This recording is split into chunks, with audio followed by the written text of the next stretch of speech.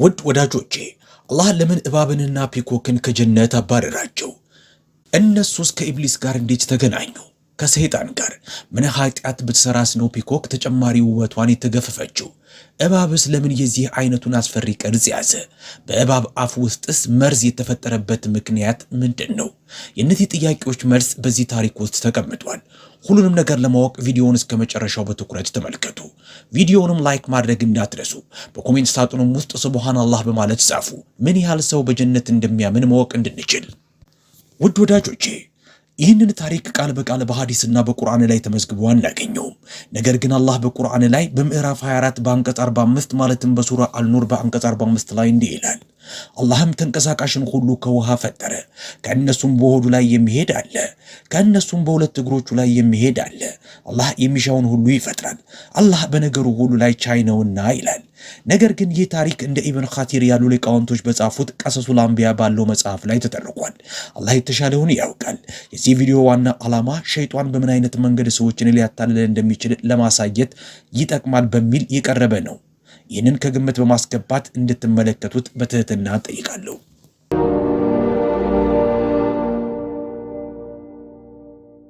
አሰላሙ አለይኩም ውድ የተከበራችሁ ተመልካቾቻችን፣ ሁላችሁም እንደምታውቁት ፒኮክ እጅግ በጣም ቆንጆ ፍጥረት ናት። ልበ ደንዳና የሆነ ሰው እንኳ ውበቷን አይቶ ይማረካል። በውበቷ የማይማረክ ማንም የለም። ነገር ግን አስታውሱ፣ በዚህ ዓለም ላይ የምታዩት የፒኮክ ውበት በገነት ትኖር በነበረ ጊዜ ከነበራት ውበት አንጻር እዚህ ግባ የሚባል አይደለም። ኃያሉ አላህ ነቢዩ አደም አለይሂ ሰላምን ከሸክላ ሲፈጥር መላኢካዎቹን ሁሉ በአደም ፊት እንዲሰግዱ አዘዛቸው። ከእነርሱ መሃል ኢብሊስም ነበረበት። ኢብሊስም እንዲሰግድ ታዞ ነበረ። መላኢካዎቹ ሁሉ እሺ ብለው ሰገዱ። ነገር ግን ኢብሊስ በእብሪትና በኩራት ተነሳስቶ አሻፈረኝ አለ። አልታዘዝም በማለቱ የተነሳ አላህ ተቆጣበት፣ እናም ረገመው። ከዛ ቅጽበት አንስቶም በነቢዩ አደም አለይሂ ሰላም ላይ በቀሉን ለመወጣት ያለው የጋለ ፍላጎት በኢብሊስ ልብ ውስጥ ተቀጣጠለ። የመጀመሪያውን ስግደት ካደረጉ በኋላ መላኢካዎቹ ራሳቸውን ቀና ሲያደርጉ የኢብሊስን አሳዛኝ ሁኔታ ተመልክተው ተገረሙ። በክብርና በትህትና ሁለተኛውን ስግደታቸውን ፈጸሙ። አላህ አደም አለይሂ ሰላምና እናታችን ሐዋ አለይሃ ሰላም ፍጹም በሆነ ሰላምና ደስታ በሚኖሩበት በጀነት አኖራቸው። ከጣፋጭ ፍሬዎቹና ካሉት ሌሎች በርካታ የጀነት በረካዎች ላይ እየተመገቡ መኖር ጀመሩ።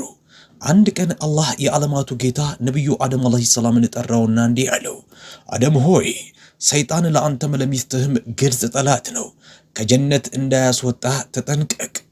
በዚህም አላህ በግልጽ በሰይጣን ተንኮል ውስጥ እንዳይወድቁ አስጠንቅቋቸዋል። አላህ እርሱንም ሚስቱንም በደንብ አስጠንቅቋል። አላህ ኢብሊስን የተረገመ ብሎ ሲያውጅ ወዲያውኑ ከጀነት ተባረረ። የጀነት በርም ለዘላለሙ ተዘጋበት። ነገር ግን ኢብሊስ ከሩቅ ሆኖ ጀነትን ይመለከት ነበረ። በነቢዩ አደም አለይሂ ሰላም ላይ የሚያደርሰውን በቀል በልቡ ያውጠነጠነ። የጀነት በሮች ሁሉ ሲዘጉበት ኢብሊስ በአንዱ በር ላይ ሆኖ ውሎ አድሮ የሆነ ነገር ከዛ ይወጣል በሚል ተስፋ 300 ዓመታትን ያህል ጠበቀ። ይህ በእንዲህ እንዳለ ነቢዩ አደም አለይሂ ሰላም የበሩን በጥብቅ መዘጋት ሲመለከት ኢብሊስ በምድር እኔ በጀነት ነው የቀረሁት ሲል አምኗል። በዚህም በፍጹም ዳግም እንደማይገናኙ ተሰምቶታል። ከኢብሊስ ተንኮል ነፃ እንደሆነና በሰላም መኖር እንደሚችል አምኗል። በዚህም ምንም ችግር ሳይገጥመው የጀነትን ውበትና በረከት መኮምኮም ይችላል።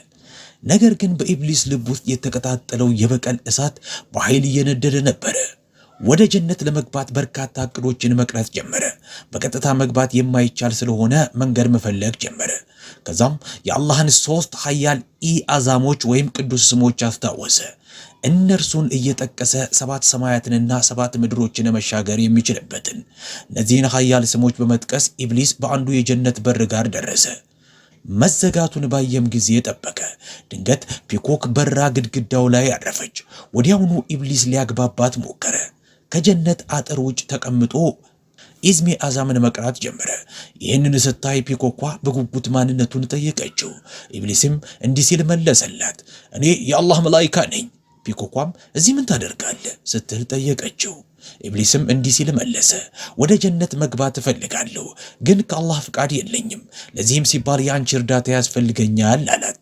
የጀነትን በረከቶች ሁሉ አይተሻል። እኔም ለአንዴም ቢሆን እንኳ ማየት እፈልጋለሁ። እባክሽን ይችን ትንሽ ፍላጎቴን አሟይልኝ ፒኮኳ በመጨረሻ እንዲህ እስክትለው ድረስ ኢብሊስ ፒኮኳን ለመናት። ነብዩ አደም አለይሂ ሰላም በጀነት እስከቆየ ድረስ ማንንም ሰው ወደ ውስጥ እንዳስገባ የተሰጠኝ ምንም ፍቃድ የለም አለችው። ይህንን ሲሰማ ፒኮኳን በመገፋፋት እንዲህ አለ፣ ወደ ጀነት ከወሰድሽኝ 3 ልዩ ዱዓዎችን አስተምርሻለሁ። አንቺም እነዚህን 3 ዱዓዎች ከተገበርሻቸው 3 ነገሮችን ታገኛለሽ። አንደኛ አታረጅም፣ ሁለተኛ አትሞችም፣ ሶስተኛ ለዘላለሙ በጀነት ትኖሪያለሽ።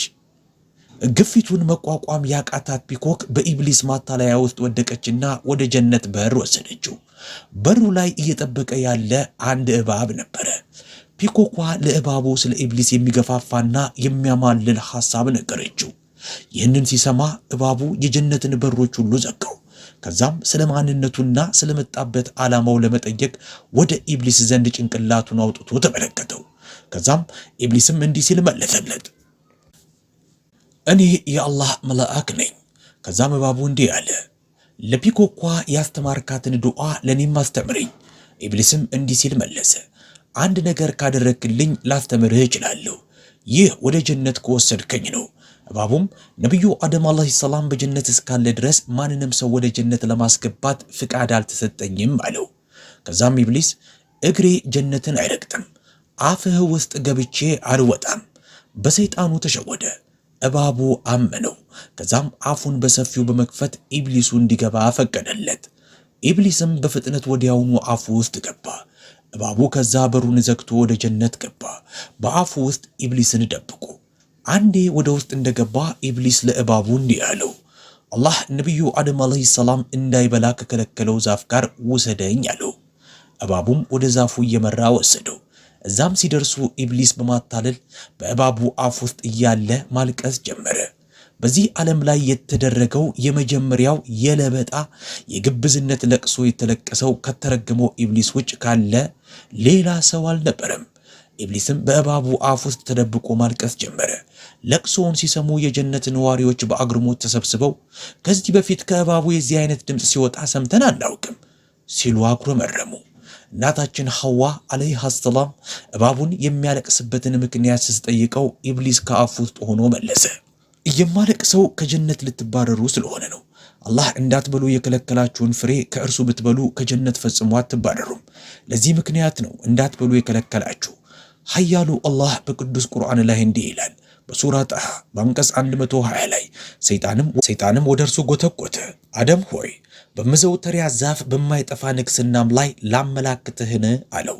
ከዛም በአላህ በመማል እንዲህ አለው፣ ጉዳትን ከጅዬ አይደለም እኔ ለእናንተ በርግጥ ከሚመክሯችሁ ነኝ ሲልም አማልላቸው በማለት አላህ በቁርአን ላይ ይገልጻል። ውድ ተመልካቾቻችን በዚህ ዓለም ላይ የመጀመሪያው ውሸታም ይህ የተረገመ ኢብሊስ ነው።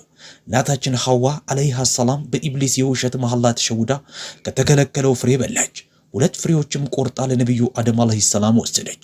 በዚህም ሳቢያ አላህ አደምንና እናታችን ሐዋ አለይሃ ሰላምን ከጀነት አባረራቸው።